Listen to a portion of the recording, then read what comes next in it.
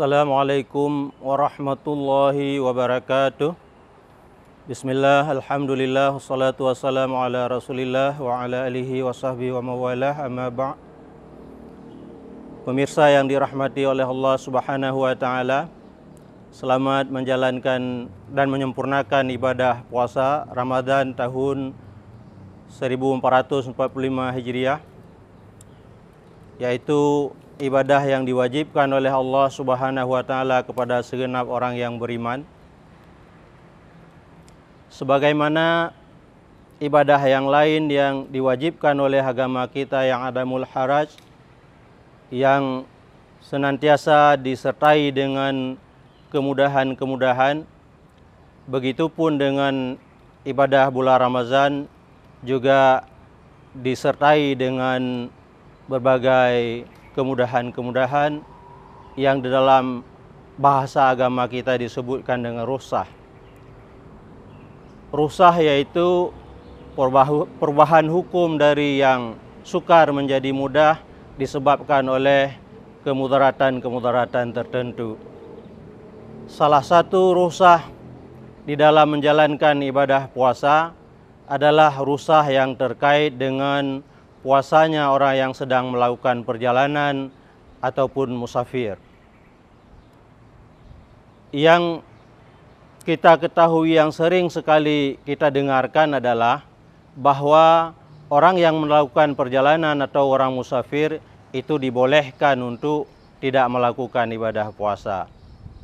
Tetapi kemudian, dan ini adalah sesuai dengan firman Allah subhanahu wa ta'ala di dalam surah Al-Baqarah, "Man kana minkum maridan aw ala safarim fa'idatum min ayyamin ukhar."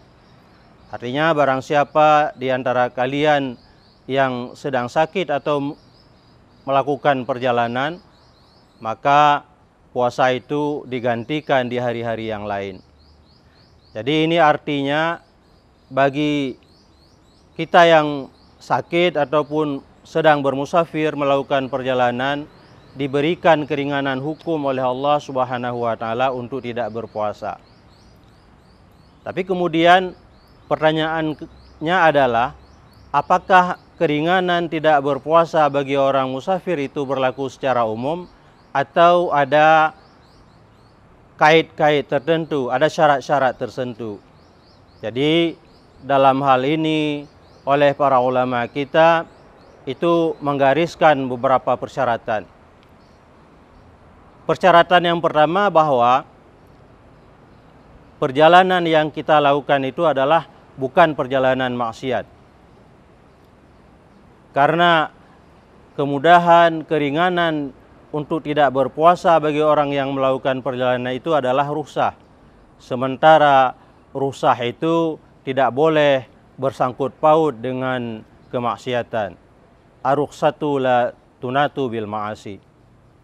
Kemudian syarat yang kedua, bahwa perjalanan yang kita lakukan itu adalah harus perjalanan panjang atau biasa disebutkan dengan safar tawil. Perjalanan panjang ini adalah perjalanan yang menempuh jarak 2 marhalah, sebagaimana perjalanan yang membolehkan bagi seseorang untuk melakukan jamak dan qasar di dalam salatnya. Kemudian syarat yang ketiga itu bahwa seseorang yang melakukan perjalanan itu dia harus sudah berangkat untuk musafir, untuk keluar dari rumahnya sebelum terbit fajar. Jadi artinya bagi orang yang melakukan perjalanan yang apabila ia keluar dari rumahnya setelah terbit fajar atau setelah salat subuh, apalagi keluar setelah waktu pagi, maka tidak diperkenankan bagi dia untuk tidak berpuasa. Artinya haram untuk tidak berpuasa. Pemirsa yang dirahmati oleh Allah subhanahu wa ta'ala, itulah syarat-syarat yang ditetapkan oleh para ulama untuk kita yang akan melakukan perjalanan. Jadi bagi siapapun yang sudah memenuhi syarat ini, maka baru dibenarkan bagi mereka untuk tidak melakukan ibadah puasa.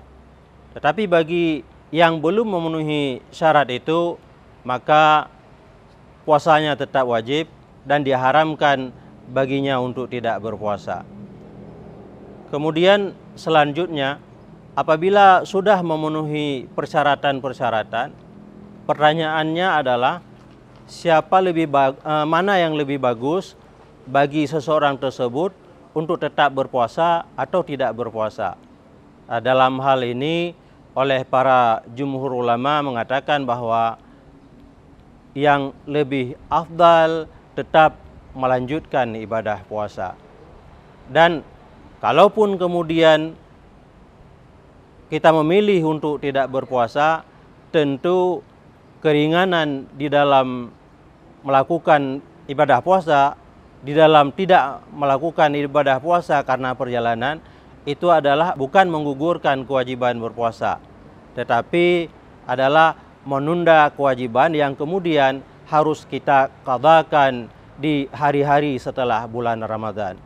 Selamat menjalankan ibadah puasa, selamat menyempurnakan seluruh rangkaian ibadah-ibadah yang ada di dalam bulan Ramadan ini, sehingga cita-cita untuk menjadi manusia yang bertakwa dapat terwujud.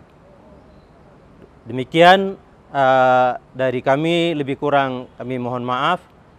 Hasbunallah wa ni'mal wakil, ni'mal maula wa ni'man nasir, wahdina ila siratim mustaqim, wallahul muwaffiq ila aqwamit thariq. Assalamualaikum warahmatullahi wabarakatuh.